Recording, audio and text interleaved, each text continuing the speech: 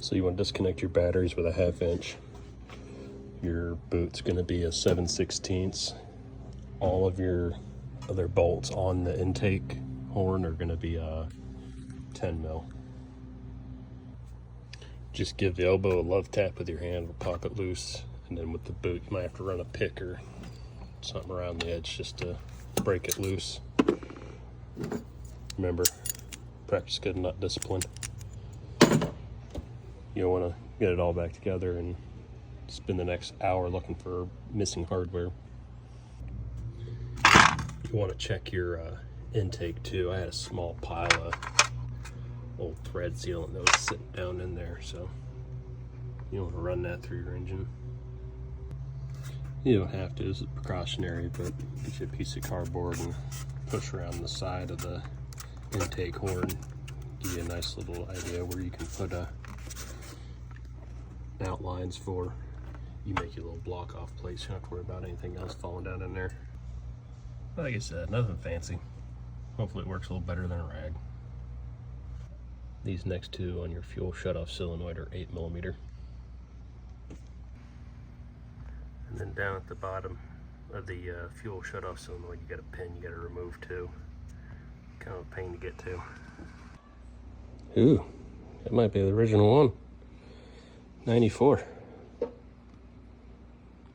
And then for the bracket that holds the fuel shutoff solenoid, there's 2 up here, and then there's a 3rd one back here in the bottom.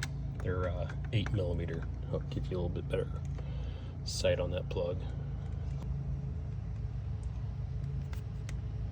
You can undo the T-clip for that harness and unplug that sensor to help get this whole main one out of your way. Then that nut down there for the fuel shutoff arm is 8mm. You want to loosen it up so you can pull it off. And then right here at my thumbnail, there's a keyway. You want to make sure you don't lose. Either pull it out now or, yeah, just pull it out now. Well, my keyway seized in there. But next you want to get a 22mm socket for that plug down here. Now something I just found out, I didn't see in the other videos, make sure you got something under there to catch oil as soon as you pull that plug out. So if yours isn't lined up like mine, you take that same 22 and switch it to loosen and put it on the alternator belt. You can bar the engine over that way.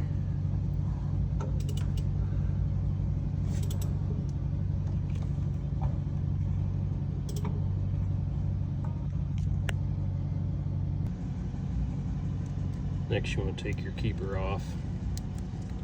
Use a magnet to fish out the keeper button at the top, and then get you a scribe to hook out the springs, and then make sure you get your shims out of the bottom as well.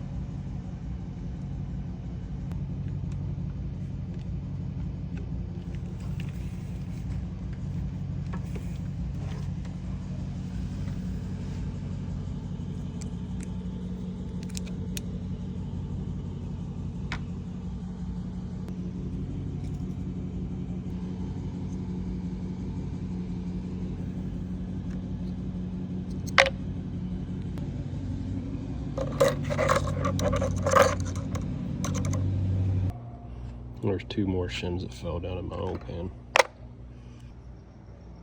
So you're gonna take the old outer, go your new, make sure you got the base on there.